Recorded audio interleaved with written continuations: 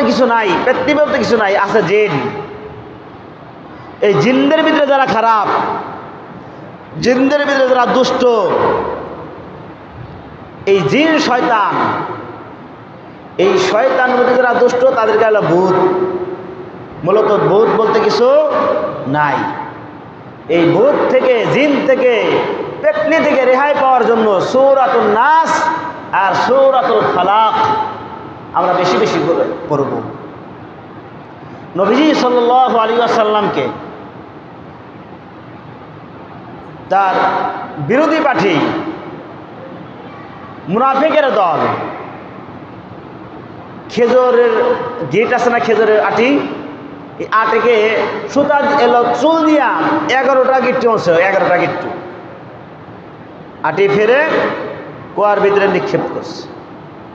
জিবরাইল আমিন আলাইহিস সালাতু ওয়াস সালাম এসে বলছেন, নবী গো, আপনাকে আপনার দুশমনেরা বান মারছে, বান। জাদুটোনা থেকে রেহাই পাওয়ার জন্য আমরা বেশি বেশি সূরা ফালাক, সূরা নাস করব ইনশাআল্লাহ। এরপর একটা দোয়া, একটা আমল, সূরাতুল ফাতিহা 3 বার পরে নিজের শরীরকে দম করলে সমস্ত বালা মুসিবত থেকে আল্লাহ তাআলা হেফাজত করবেন।